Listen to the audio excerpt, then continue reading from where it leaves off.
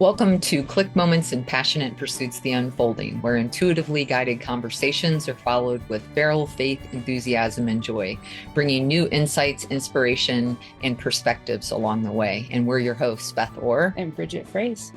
And today we're so excited about this topic. This is like fresh. I mean, like totally fresh. Like we're still geeking out over it. So much so that I don't even have all my questions worked out for this. I'm just going to follow where it is that we go.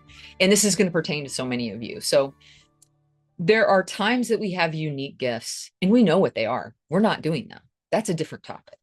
But what if you have unique gifts that are hidden in plain sight? You don't even know they're unique gifts because you think everybody else in the world knows about this and is doing this already. It's so common knowledge to you, or you've been doing it so long that you actually think everybody else is doing it. But then you find out one day that everybody else isn't doing it. And it's a gift. It's unique to you. That changes everything, right?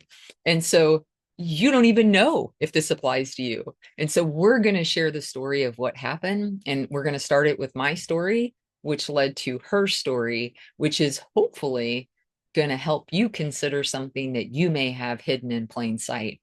That is a gift that the world and the people around you would love to know, because I can't wait to interview her and ask more about this. Okay, so um, finding this out happened about a week ago. And I was going, so we just moved. You'll notice that we're actually co-located. This is going to be an ongoing thing. Yay!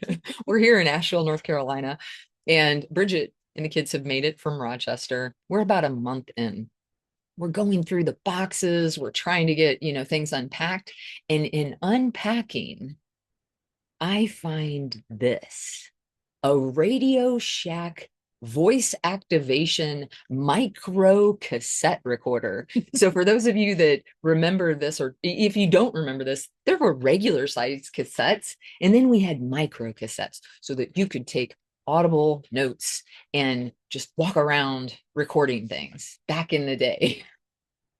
Now we have this that does 1,000 things, but we used to have these. So anyway, I find this and I'm like, oh my God, I've got all of these micro cassettes and there's like 5 of them. And I'm like, I used to record my dreams in my early 20s. This thing is like forever old. I don't know, 25, 30 years old. Anyway, this thing is old. And I was like, we're gonna listen to this and listen to some of the dreams that I was having. Super excited to hear these. Yeah, absolutely. Except for it's not working. We're putting in different cassettes. I'm trying to listen to different things. I'm rewinding, I'm fast forwarding, I'm listening to that it does whenever it rewinds. It rewinds is like it's active, And so it's going through the whole thing and I'm remembering and it's exciting. It's not working, except for this tape in this spot. So when I push it in this spot, it's an earlier version of me. It's a 25, 30-year-old younger version of me. And she's like, who is that? And I'm like, it's me.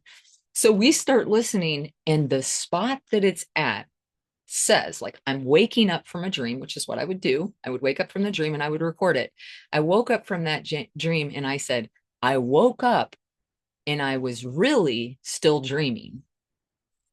So what do we notice about the timing of that? Well, this happened in the evening. We were doing this. Okay. And that morning we had woken up and we were talking about, hey, did you ever wake up or think you wake up and like get out of bed and start going about your day? And then you open your eyes and you realize that you're still in bed and you were like dreaming that you had woken up. And what did I say? No. Nope. I've never had that happen. I've never had that happen. And then I find an older version of me was actually like, hey, you have had that happen. And I'm going to remind you. By the way, my grandmother is a hummingbird and she loves this conversation. So anyway, so it just that morning, I was like, no, I've never had that happen. And I went on, to which you were like, yeah, that actually does happen. So enter your story. Well, I mean, where do you want me to start? I want you to start with in that moment where, because earlier in the day when I said, no, that's never happened, but you said that you felt something different in that moment. Do you remember what you said? You said you felt like that there was 24 hours a day that you were always working something out. Yeah. It's like I am awake all 24 hours of my day. Like when I go to sleep, I feel like I get to live the entire nighttime day in my dreams. So I really feel like I'm living this full, multiple full lives between this conscious, like awake incarnation and then my dream space. Mm-hmm. So, given the topic of it, because I could go down all kinds of rabbit holes about interviewing you on the scope of your gift, your actual gift. Yeah. Okay. And I do want to hit some of those questions, but you're the one who said you described it as a unique gift Mm-hmm. because now you've realized that you have you have a capacity that I don't know anybody else who has this capacity. I know tens of thousands of people. I know I have not had a conversation with somebody else about this particular topic. And I'm not saying that those individuals don't exist. I expect that once you talk about this, you're going to attract people that need to talk about this. Yeah. But what occurred to you in that moment? Like I remember you Yeah. saying, Oh yeah. wait, Yeah. what do you mean Yeah. everybody else doesn't do Okay. this? I actually got a little panicked. I'm going to be honest. I got a little panicked Okay. because to me, you saying that that was not a normal faculty that you had or that you hadn't heard other people have, that's like saying to me, oh, you smell? I don't smell things. Like that's how essential to this experience of life my dream state is. It's another sense that I use every single day. And it's a very colorful and integral part of my life. Yeah. And so to hear someone say, oh, that's not how I experience my dreams or my nighttime made me so sad because I was like, oh my gosh, it's like someone saying to you, smell the roses. And you're like, they smell? What is smell? I don't smell. I see, I taste, I hear, I feel. I'm like, what? Okay. Yeah. But how is it that this hasn't come up before? Like literally, it took a version of me 30 years ago to say something that you would have this come up in this particular, which we know that that means that you were not meant to know it until now, right? But Well, how could it not come up? Like it's going to come up that somebody's not smelling. Oh, you smell? I don't smell. because it seems like such an obvious part of life. Like people talk about dreams. Yes. So when people talk about dreams, my presumption was they dream the way I dream. But they weren't talking about dreams in the way that you talked about dreams. They were talking about them like movies, and it was like, but it never was It something. just didn't click with me that that was any different than the way that I dream. So you had a click moment. Yeah. Cool. Okay, so it's interesting that it's on the cusp of understanding something else about yourself that was significant. We had just been to the retreat last month. Mhm. So 30 days prior, we had done our human design through an astrology a friend of ours in Portugal.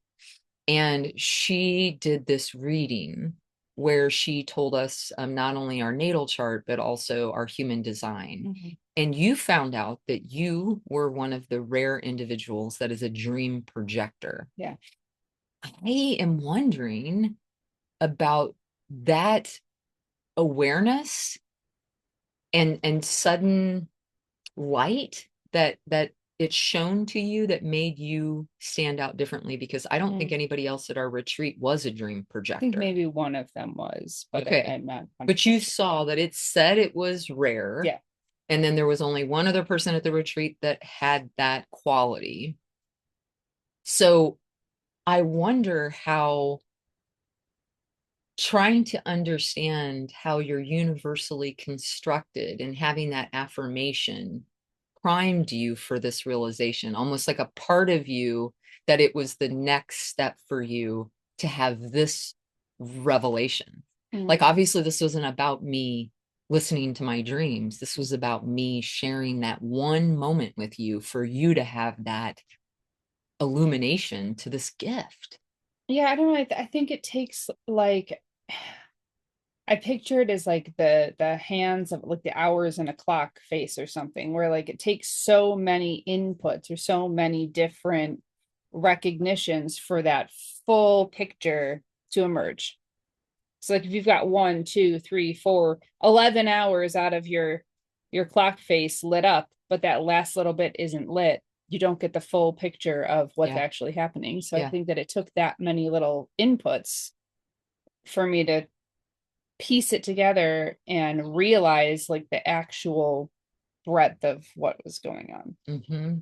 What I love about these qualities of what you're talking about, like the unfolding, as we call it, is that you were having fun Hmm? and you're just searching. You're just trying to figure out, like, you're just like innocently like, yeah, let's do, we're talking about doing dream design or human design because we really care about maximizing the way that we have been constructed. And we're just at the cusp of understanding that this hardware is not all the same. Yeah. We're not all Yeah. operating with the same hardware or software. Yeah. We've got different components. And so I love that it was that you weren't really even searching, you were just being Yeah. curious. Yeah. Definitely not searching. It's human design is called the science of differentiation. Mm, And so I imagine it as like what we set out to do is to gift people with an experience of being fully lit up. And when they're fully lit up, then they can really go after the things that they love. And then they can really create a life they love because they understand all the pieces that are working towards that. So, what we set out to do was really to light this group of people up mhm, and to give them a gift. mhm. And in giving them a gift, it also gave back to us. Yeah, It also reflected back on absolutely. us. Yeah. So it felt like in that reflection back that there was something percolating in your Oh my gosh, I just realized something. what? Live, fast. It's happening right now. Well, when we were at the retreat, we had mentioned that sometimes an opening will happen where a quantum fetch occurs. And Oh my gosh. yeah, yeah. So, but we don't plan for it because that's something that's very much like spirit led, like the Yeah. universe takes the reins on that one. So we just make space for it to happen if it's something that wants to happen. Well, what happened was I had a really wild dream that came in like three parts and unfolded over these three parts. And another quality of my dreams is that when I wake up, like I said, I remember them so vividly. I could tell them like they were something that happened yesterday.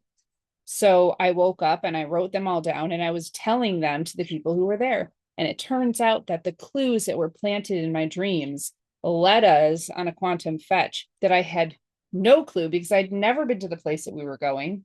I had no idea that the landmark that showed up in my dreams was an actual, real, tangible landmark on a trail that we ended up hiking, and that it was going to be. I did. When But you I didn't. You when didn't you tell me about no, it. but when you told me about it, I was like, I know that place. Yeah. But I wanted to see where we ended up. Yeah. So the gift of understanding the way that my dreams operate became a gift for the entire group and for some like past life healing and some incredible things to take place Yeah, that we didn't plan for, we just right. allowed space And for. again, it had the quality of we were gifting and encouraging other people to have their own unique experience. Yeah. But while doing that, it opened up this opening for you too. It's like there's this quality of these moments where there's openings of when you witness or lead other people to those openings, it's like there's an opening in yourself too. Yeah, I think something about our unique gift is that it's not just for us. Yeah. Like it is a beautiful thing for us and I really enjoy it. But what is the purpose of having that? It's not just so that I can grow, but it's so that I can give this experience to others Yes. that they may not be having as well. Yeah. So the second piece, then each of those, both of those had that quality, right? But it led to you having your own revelation because you recognize that, wait, if this isn't something that everybody else is having happen, then this is my unique gift or one of my unique gifts to utilize in what I'm doing. Right. So have you, I mean, I'm just kind of curious. I know our life is fast and furious, but fast and curious. So have you had time to actually think about what that even means for you? If it's a unique gift, have you had time to think about how you would utilize it or how you would what you would see happening with it? I don't know. Yeah. I mean, I know that like other people who have clair abilities and things like that tend to be able to work with them in a different way. And I'm not saying that I won't eventually be able to work with it in the way of like asking for a specific experience and calling that in and receiving that. But I think it's something so different. And like you said, I don't know that I've ever actually heard anyone talk about this. Mm-mm. So I don't really have a blueprint for here's how it works to, crack the code on your dreaming gift. What do you even call it? You get to come up with your own language. Yeah. It's awesome. I don't, well, you could still be on the quantum fetch. Oh gosh. You could still be just in the middle of it. Like you could still be somewhere along the journey because here's the thing, when you know. Right. So if I'm asking you and you don't necessarily know something else, it suggests that you're still on it and it's still unfolding. And possibly even just us talking about it is a piece of, I mean, really, this is the next step. Yeah. Because that's how it works. We only get one after another, right? Yeah. So cool. Do you like there's other qualities that have come up to my dreams that I guess I wanted to talk a little bit about. Yeah. We touched on some of them. Yeah. And yeah, I think just share what you want to share. Share what you want to share because I have questions, but yeah, I feel like this is a really important piece of this because you have this deep desire to share some particular quality related to this and it's come up for you. It's kind of like, just get out of the way. Do it because you're the one who knows. Well, part of the revelation that helped me understand that not everyone dreams in the way that I do was when I had asked you, well, I think I was telling you a story and I said, how in your dreams when you're in the dream and you're like, oh my gosh, where is Beth? Beth should be here. She's my partner. Why am I here without her? What is she doing right now? I'm very aware in my dreams of this life. And I think potentially of other lives that I've lived or will live, because I'll have these understandings or these recognitions. That's the other thing. I recognize people. They're extremely familiar to me. I know who they are. I know their names. I know where I know them from. And this happens with locations as well. I'll be in a location in a dream and I know the location. I know where things are. I can picture the map of that place in my head. And I know that it's nowhere I've been in this current lifetime, but it's familiar to me. What it sounds like you're suggesting is that possibly our dreams are not somewhere that is just for this incarnation, but is a space where we can report back. Yeah. Connecting to all previous versions of us and future versions of us to talk through what we're learning and like feed information to the whole deposit of us. Yeah. The totality of us that affects all of us. Right. That totally makes sense. Yeah. Holy cow. That doesn't seem wild to me though, because I really I can picture. That makes me want to cry. Like, no, I'm really like, that's huge. Go. Yeah. Wow. Talk about it. I'm gonna have my moment. I can picture being in another incarnation and dreaming these dreams, and because it seems to me that that could also be another version of me who I am playing in the dream space, who's remembering this lifetime. Just as when I go into my dreams in this lifetime, I'm remembering these faces and thinking about these other people who I know in my dream, but I don't know in this life. So Okay. it's like I could approach this dream space from all these different doors, but I'm still the totality of me in that space. Okay. Okay. So how do you know? Or is it yes? How do you know that it's not, instead of the previous versions of you and the future versions of you, how do you know that it's not the different versions of you in this multiverse? So it's this incarnation of you, but that in the multiverse, you had different choices for this life. How do you know it's not this one you in this incarnation choosing a totality of different lives that you're feeding back to the whole you now, meaning this multiverse you? That isn't necessarily the total you from past yous and future yous, but just this incarnation of you with the multiverse of different options. Yeah, okay, so I know this is getting a little bit heady and like hard to think I about. think we're past that. But I don't picture them as being different. Like, I think we can talk about them in different ways. I think we could say it's me and all of the concurrent versions of me who've made different choices, who are living those all out on different planes and reporting back. And I think we could also say that it stacks up this way, but it also stacks up this way, but it also stacks up that way. And it's because we are only experiencing three dimensions, there could be Infinite. infinite dimensions. Yeah. And so I think yes. Yes. Okay. So I'm not sure that this is a question, but I'm going to have an observation and see if it solicits a question from you. This reminds me of about 6 months ago when we went deep diving on the telepathy tapes. And in the telepathy tapes, it talks about The hill. people that have nonverbal, that are nonverbal and have autism, that there is a space, they may not be verbal here, but that there is a space in time and space. There's this place in time and space that other nonverbal autistic people go to communicate. So they're not nonverbal everywhere. They're just nonverbal in this physical plane. Well, okay. They're telepathic. Right. And that is the quality of my dreams. I don't know that I've Okay. ever met someone in my dreams who talked to me verbally. In my dream space, we download. And I hear it in their voice, but they're not speaking.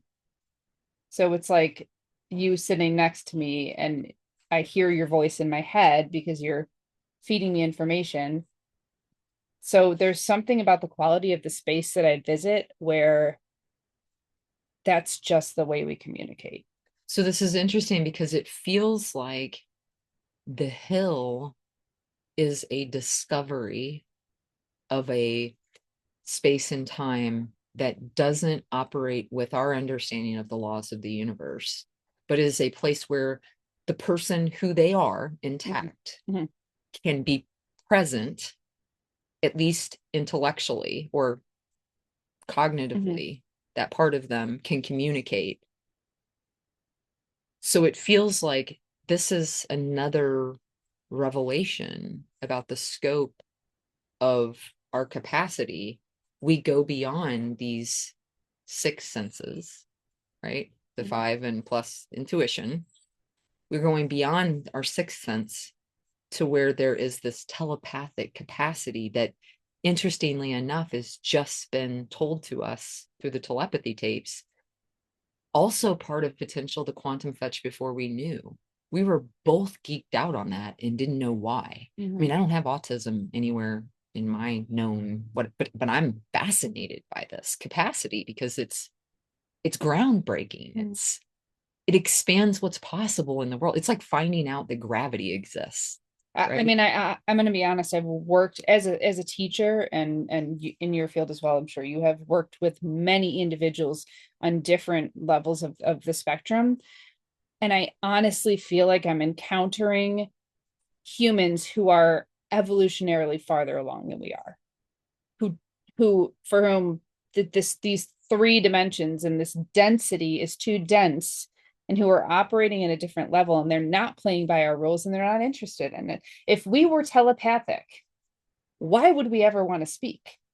That'd be like saying I can pick up this phone and call you versus handwriting a snail mail letter and sending it to you. That feels so dense compared to that quick communication.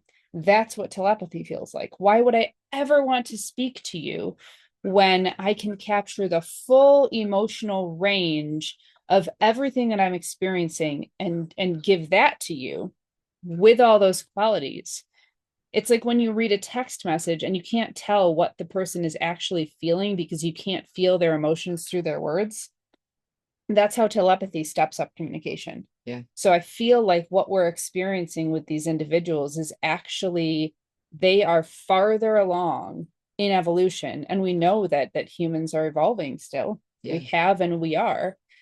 And so I think that that's kind of what we're heading towards. And I also wanted to clarify while we're on it that the dream space that I go to is not in space and time. So in that dream space, in order to get to another place, it's an instant, it's I'm there. What do we call that? Teleportation? Mm-hmm. Teleportation and telepathy are how we move and how we communicate. Mm-hmm. We don't have the density of these physical bodies, even though it appears as though we do. And so there's not like that slow motion and slow communication. That's a lot to take in. Like what I keep thinking about is when you said, why would I do that? I'm like, because as that progresses, what it feels like is that at some point I can just live this life. I can live this life, and I can live this life, and I can live this life.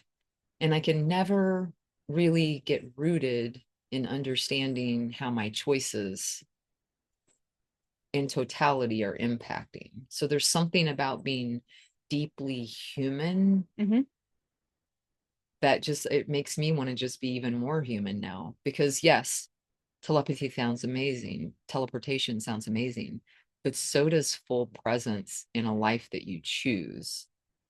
And there feels like something that maybe an outdated human might like. Well, I mean, there's billions of us who are still choosing this, Yeah. or we wouldn't be here. So there is each one of these experiences offers us something that is so necessary to our growth. Yeah. And our understanding and our when I say growth, I don't mean like I'm here to learn. I'm on, I'm taking a course and I'm trying to learn some more knowledge. It's like growth in love. Like it helps us to love one another more deeply when we have to be really present and really intentional about how we're interacting with one another. Mm-hmm. Yeah. Yeah. That feels, there's something that feels really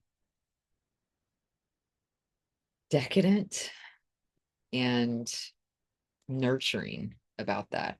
Like really being steeped. It's almost like I remember when I started one of my jobs, I started a monotasking campaign because they were multitaskers. And I was like, oh, that's not even a thing, multitasking.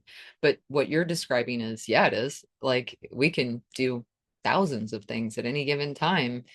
We may not have consciousness in all of those thousands of ways, but it doesn't mean it's not occurring. Yeah. It's interesting. Okay. Well, what other goodies you got over there to share with the folks? Because there may be somebody else out there. If you, I'm being serious, like if you got nudged to share something, there could be somebody else out there who is listening to this that is saying, "Ooh, this is touching on this, something that I have." I think just the one other thing I want to mention is that with the gift that I have, I've found a lot of people will talk about their ability to connect with ancestors in this life in different ways. And I've never really found that that was super prevalent for me in my experience. But what I have found and am working on developing is that there's one specific ancestor who continues to show up in my dreams and has ever since my dad, ever since he passed, has shown up in my dreams very persistently to, I think, try to help me understand, try to help me understand his passing and how death is not what it appears to be to us, but also help me understand the gift that I have and how I can work with it. And it's been 25 years, 20 years, over 20 years that he's been gone from this life. He has shown up in my dreams regularly. And just recently, we started, because of the telepathy tapes. It was something in the telepathy tapes where a mother and her son were meeting on the hill, and he was trying to help her understand that she was conscious and aware. So just to clarify, a mother meaning a woman who has all five of her senses, who has a son who is nonverbal with autism, who's never communicated with her. What began to communicate with her in what her way? Dreams. In her dreams. Okay, so she was dreaming. She was starting to become aware that this was a thing. And they're both alive, by the way. So they're both living. But he showed up in her dreams and handed her a piece of ice. And it was the feeling of that cold that like snapped her awake in the dream. So he used her other senses to anchor into in her dream, so that was a trigger. And then he would tell her something for her to remember. And then she started to do those things. After she'd wake up, he would say something like, I don't like peanut butter on my sandwiches. Please stop putting peanut butter on my sandwiches. I want tuna instead. And then she would be like, I remember that he said he didn't like peanut butter, but he doesn't speak.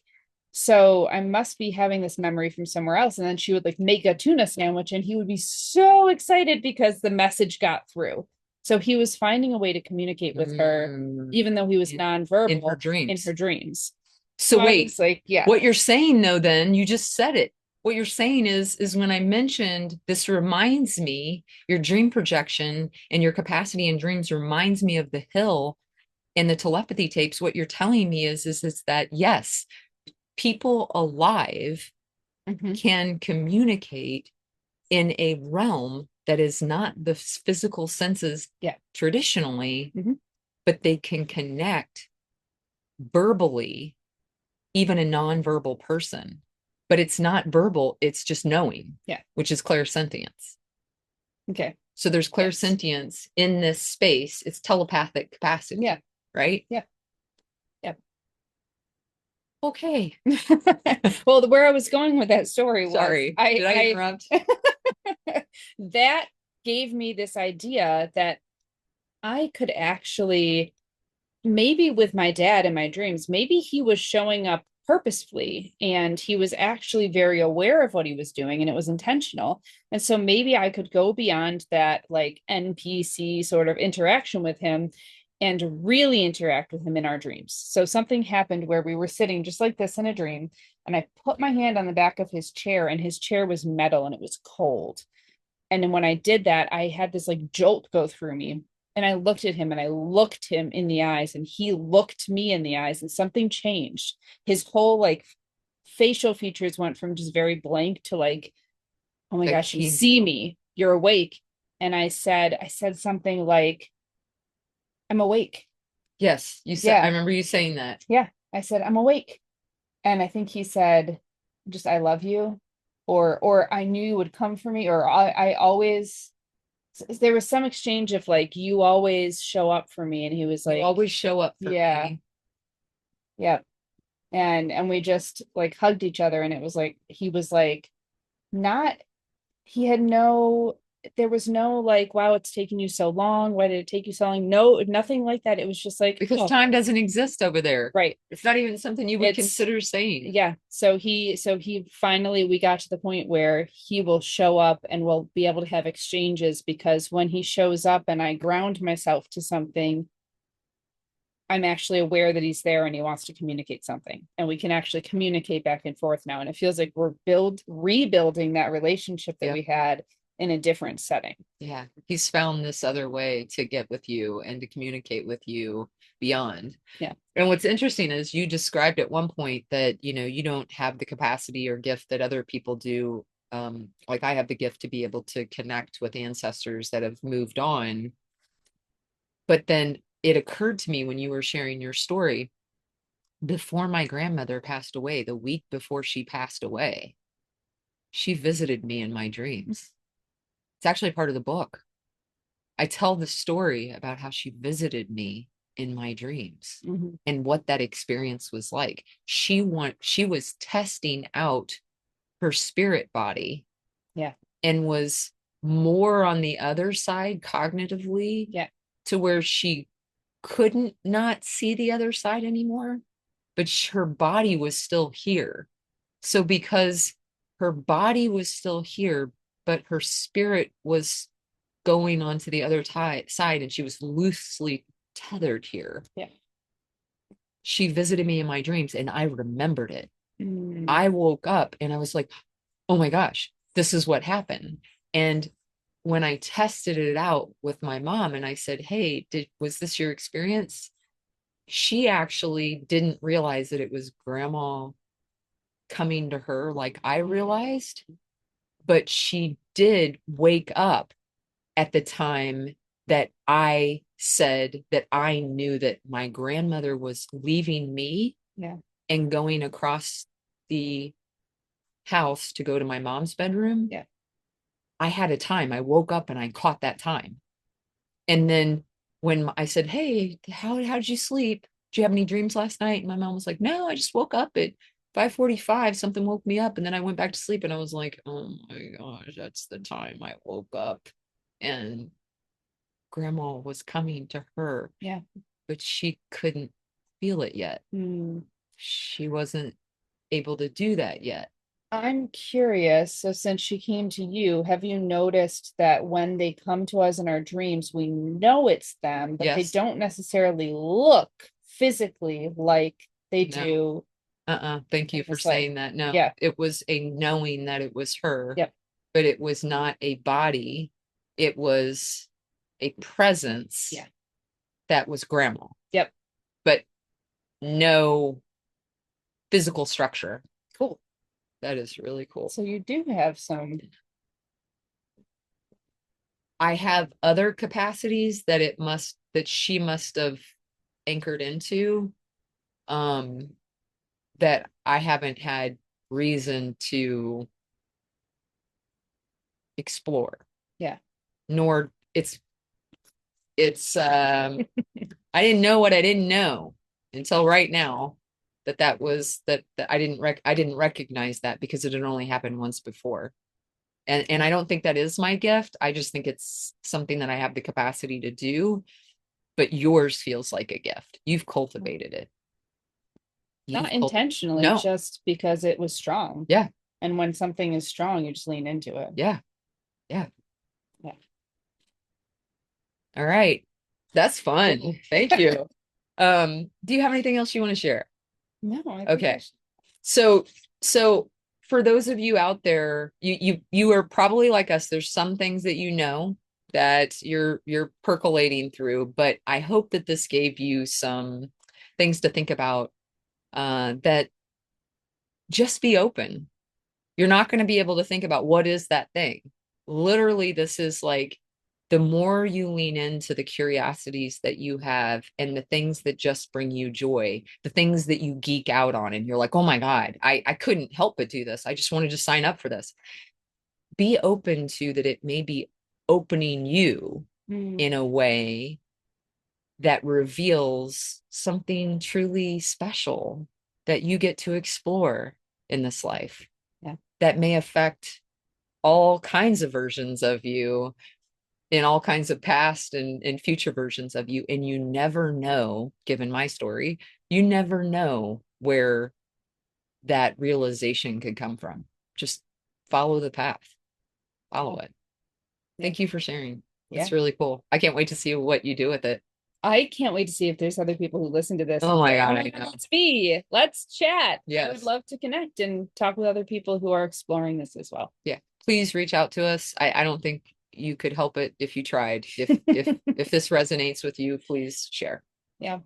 Thank you to Melissa Moss for our cover art. You can learn more about her at melissamossart.com. And thank you to Cloud Cult for our intro and outro music from their song, There's So Much Energy in Us.